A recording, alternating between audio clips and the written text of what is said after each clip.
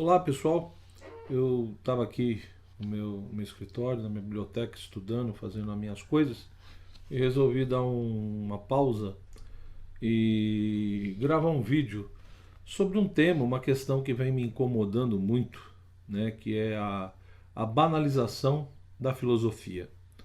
Ou seja, nós vemos, em geral, de alguns anos para cá, um interesse muito grande das pessoas por estudarem filosofia, por lerem livros de filosofia, terem contato com revistas de filosofia e nos próprios meios de comunicação, muitas pessoas se apresentam como especialistas ou estudiosos de, de filosofia, muitas vezes até como filósofos.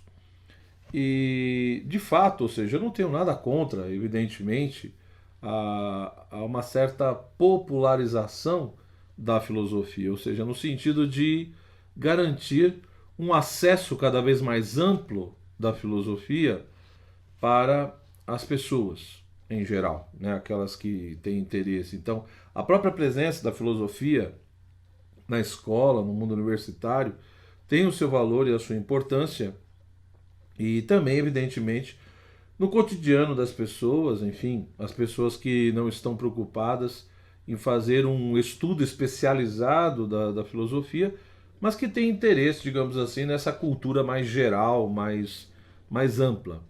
Então, existem dois extremos que são extremamente complicados quando envolve o tema, essa questão da filosofia. Por um lado, existem aqueles que entendem, que compreendem que a filosofia é necessariamente aquela coisa hermética, fechada, ou seja, reservada apenas para alguns eleitos escolhidos, né? Então aquela ideia de que a filosofia de fato é uma coisa altamente complexa que quase ninguém entende, é uma coisa assim quase que impossível de se compreender. Então, os textos de filosofia, os livros seriam muito complicados, né? E, portanto, repito, apenas alguns teriam condições de adentrar, né, a esse mundo da filosofia ou ter essa coragem de fazer uma viagem filosófica frequentando, digamos assim, os grandes clássicos, né, como Platão, Aristóteles, Santo Agostinho, Santo Tomás, Maquiavel, Descartes, Kant, Hegel, Wittgenstein, Heidegger e tantos outros autores, né, das mais diferentes escolas e tendências.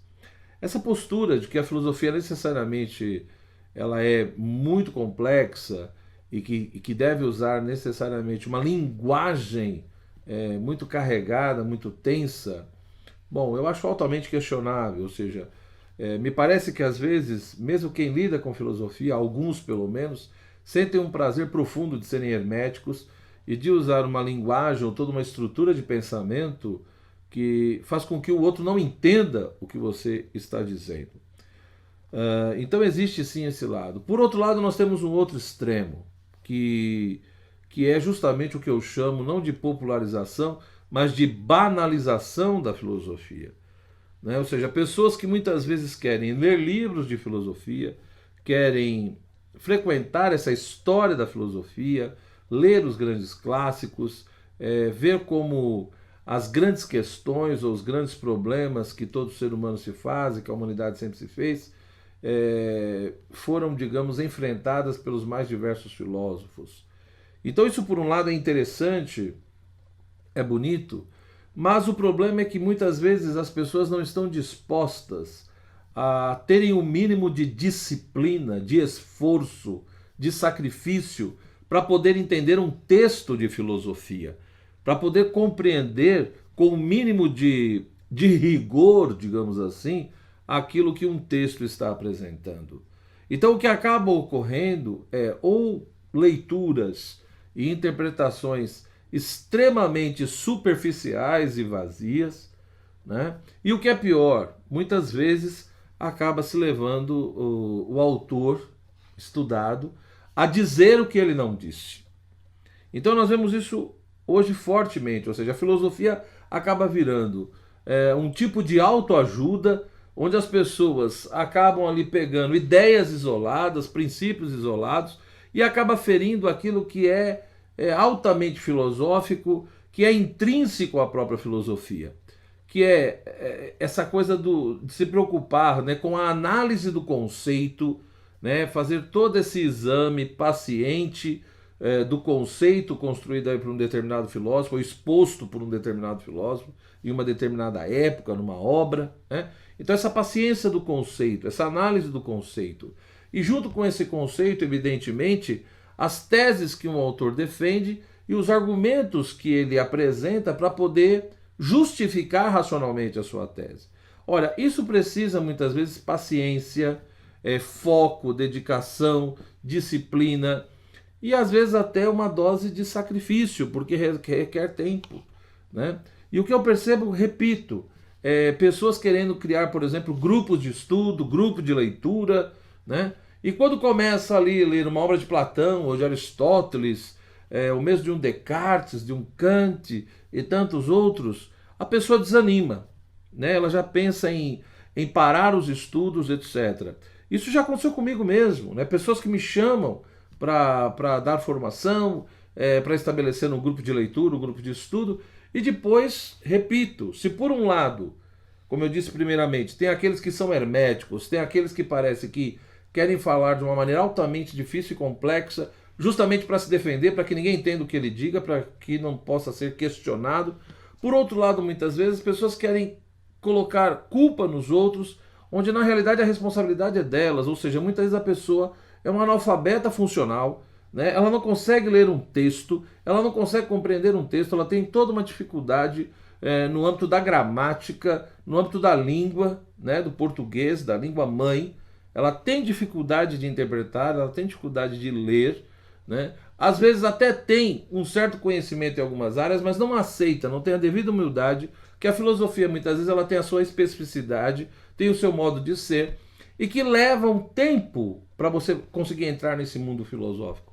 Leva um tempo para você adentrar a um texto filosófico. É a bendita questão, como eu disse, da paciência do conceito, que envolve essa análise das teses, dos argumentos, de tantos pressupostos que estão presentes no pensamento de um filósofo.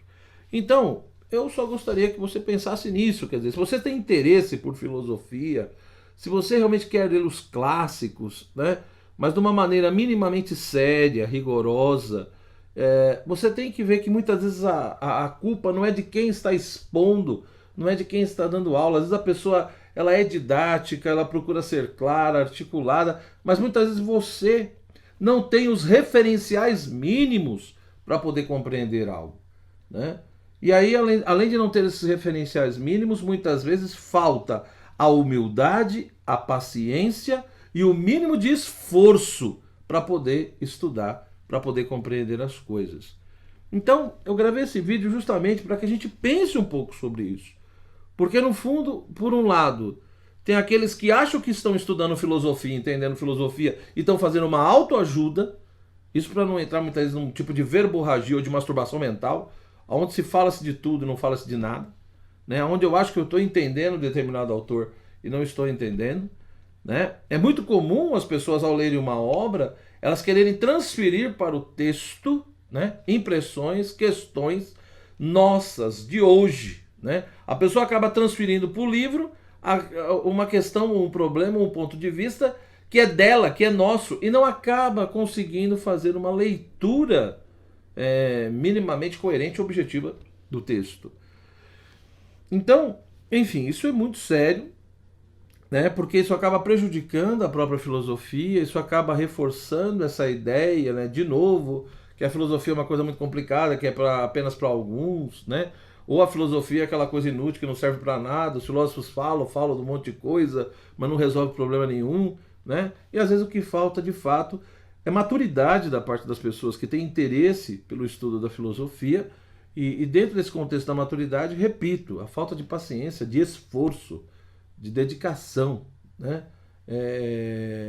Se você não está disposto a isso, realmente fica muito difícil. Mas eu lembraria a famosa frase de Platão, né? As coisas mais belas são as mais difíceis. Então, se você quer de fato ter um conhecimento um pouco mais detalhado, eu diria, sobre as coisas, uma compreensão um pouco mais coerente, compreender muitas vezes a nossa cultura, a nossa realidade, toda essa civilização ocidental, você precisa de fato ter essa paciência, essa dedicação, esse mínimo de esforço. E não coloque a culpa nos outros, né? Assuma as suas responsabilidades.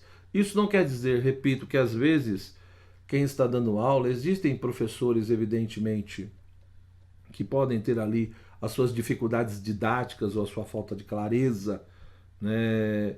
Mas não é possível que todo mundo seja assim. É importante que de fato se faça uma autocrítica, né?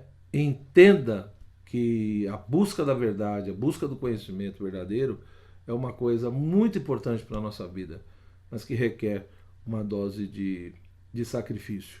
Então, por favor, né? Vamos parar com essa banalização da filosofia. Ela não tem que ser uma coisa hermética, mas também não dá para transformar a filosofia como se fosse simplesmente um boteco ou uma cozinha, onde com bate-papo a gente consegue resolver tudo e entender tudo. Forte abraço, se você achou interessante, dá o seu like aí, sua curtida, que você possa se inscrever no canal e aos poucos eu estou retomando e vou colocar mais vídeos, tá bom? E também outros cursos. Abração, até a nossa próxima reflexão filosófica. Tchau, tchau.